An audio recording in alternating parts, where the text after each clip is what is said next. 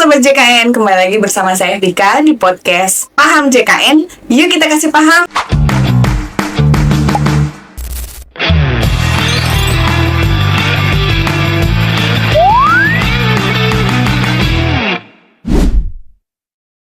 Nah, kali ini kita udah kedatangan narasumber yang udah pakar dari segala pakar nih ya. Boleh diperkenalkan dulu, Bu?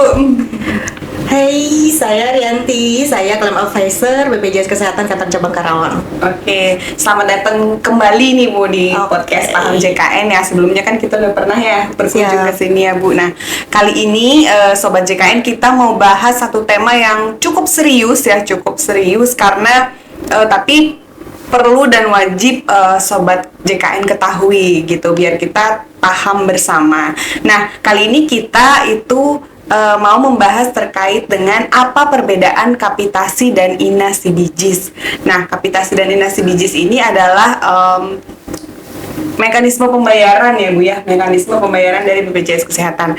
Nah, apa sih Bu? Bisa dijelasin nggak apa sih artinya kapitasi, artinya inasibijis itu?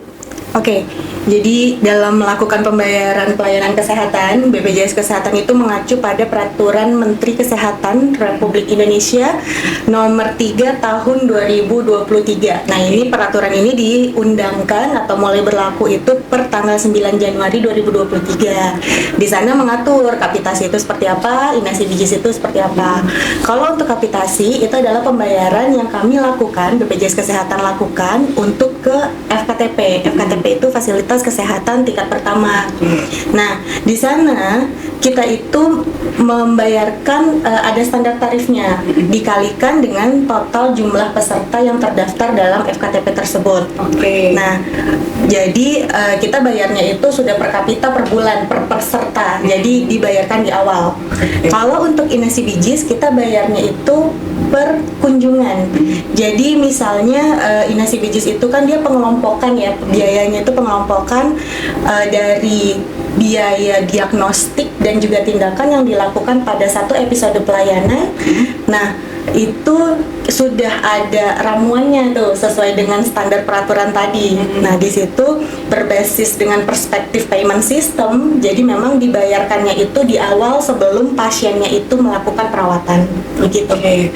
Berarti kapitasi itu bayarnya di depan. Betul, setiap bulan. Setiap bulan. Jadi seluruhnya untuk seluruh peserta yang terdaftar untuk FKTP, tapi kalau untuk inasibijis kita bayarnya untuk ke FKRTL, Fasilitas Kesehatan Rujukan Tingkat Lanjutan. Oke, untuk Sobat JKN FKTP itu termasuk klinik, puskesmas itu ya, dokter keluarga, gitu. Dokter keluarga. Berarti bayar di depan tergantung dari orang peserta JKN yang terdaftar di FKTP tersebut. Total pesertanya. Oke. Nah, itu kan banyak tuh ya yang beredar gitu atau yang bilang kalau misalnya dokter itu cuma dibayar 2.000. Itu bener gak sih, Bu? Nggak benar. Jadi sesuai dengan peraturan yang tadi sudah disebutkan, kapitasi itu ada standar tarifnya.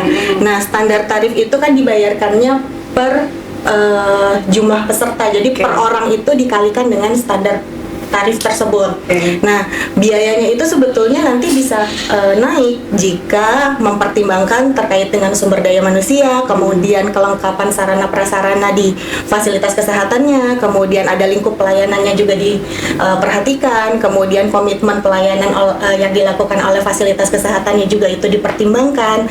Jadi istilahnya kalau biaya pakemnya, standar tarif yang ada di Permenkes tersebut dikalikan jumlah peserta itu bisa naik jika misalnya sarana prasarana di klinik itu ditambah, misalnya seperti itu, dokternya ditambah, ada dokter gigi pelayanannya makin lengkap, kemudian melakukan tindakan promotif preventif, pasiennya makin banyak yang sehat, biaya atau besaran kapitasi yang diperoleh oleh fasilitas kesehatan juga semakin besar setiap bulannya. Oke, berarti peningkatan prasarana juga itu meningkatkan pendapatan mereka juga, betul ya. Oke, berarti nggak benar ya kalau misalnya pembayaran itu hanya berdasarkan untuk kapitasi ya, berdasarkan orang yang berobat aja gitu Oh ya. enggak, Bu, ya? kan kita bayarnya secara keseluruhan setiap bulannya di awal bulan.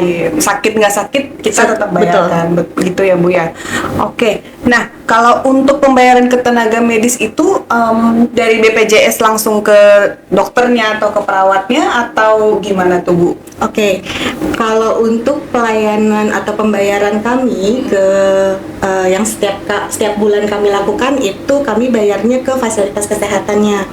Jadi kami bayar ke fasilitas kesehatannya, nanti pimpinan fasilitas kesehatan tersebut baik itu di FKTP ataupun FKRTL itu yang nanti akan mendistribusikan ke SDM masing-masing ataupun mengalokasikan ke sumber sarana prasarana yang digunakan selama pelayanan begitu. Oke, berarti itu internal dari fasilitas kesehatan itu Betul. sendiri ya. Jadi nanti biasanya sih pimpinan fasilitas kesehatan yang mendistribusikan merata. Oke, bukan kewenangan dari BPJS Kesehatan. Betul. berarti Kami ya? bayarkan secara keseluruhan terlebih dahulu ke fasilitas kesehatannya. Oke, nah kalau untuk inasi bijis nih tadi nih untuk pembayaran yang di rumah sakit nih Bu, nah itu dibayarkannya satuan atau langsung semua perawatan gitu atau gimana tuh sistemnya Bu? Oke, jadi Mbak Vika pernah bangun rumah? Pernah. Oke, kalau kita ibaratkan kita lagi bangun rumah itu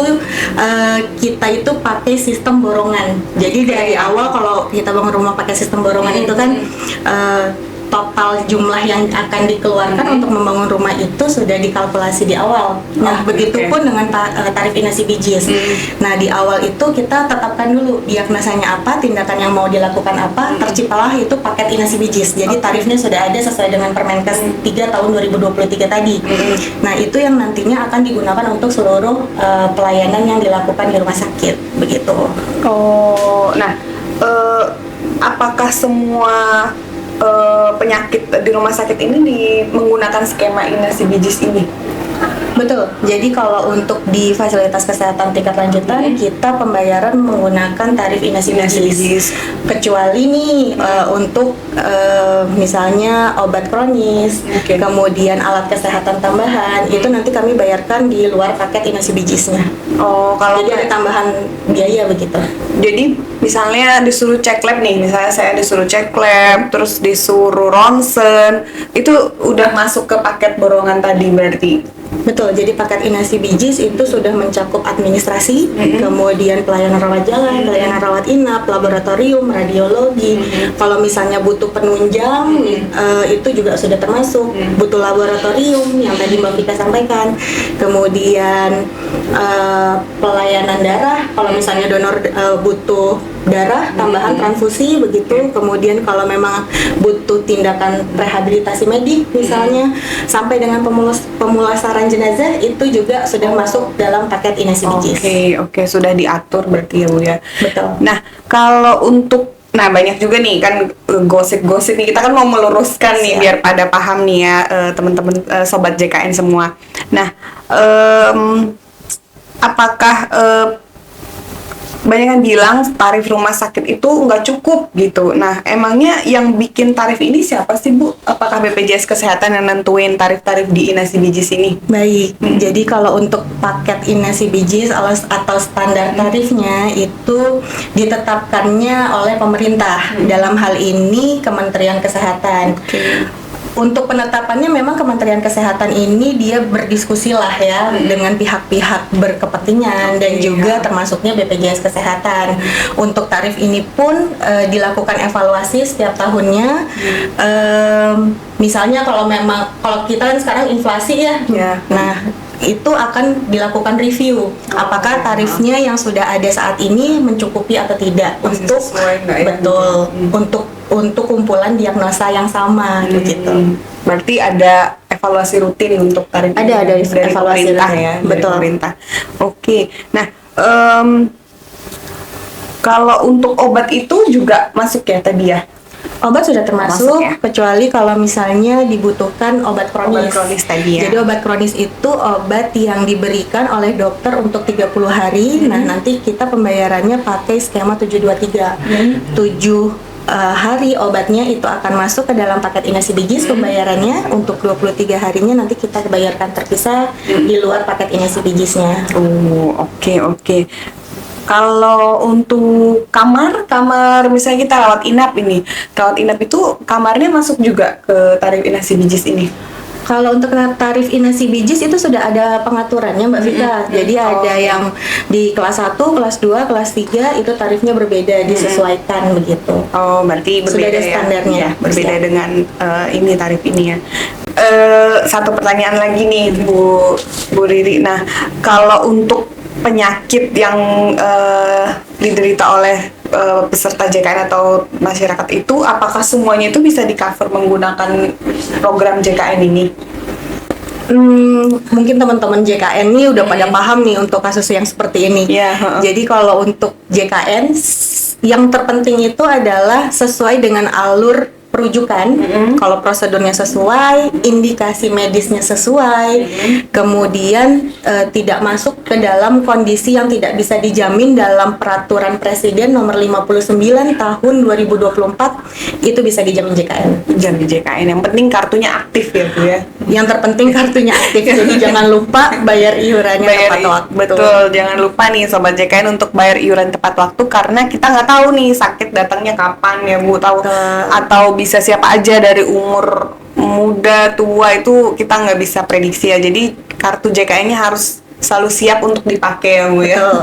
Oke deh Bu, terima kasih banyak nih untuk pengetahuan barunya nih ke kita nih, karena ini satu tema yang cukup menarik ya terkait dengan pembayaran ini. Berarti pembayarannya itu tadi ada kapitasi, ada inasi bijis, dan semuanya sudah diatur di Permenkes ya tadi. Betul, ya Bu ya. PMK 3 tahun 2023. Nah, itu bisa diakses oleh teman-teman JKN atau sobat JKN ya di sini sebutannya.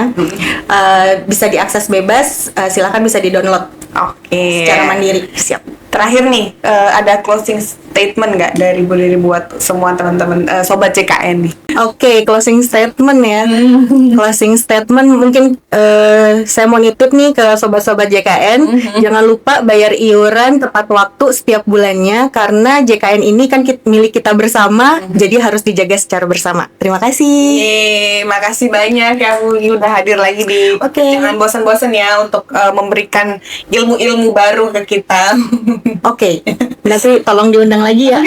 Siap. Oke, Sobat JKN, demikian podcast kita pada hari ini. Jangan lupa ditonton, di-like, di-komen, di-share, dan sampai ketemu lagi di episode-episode selanjutnya podcast Paham JKN. Yuk kita kasih paham.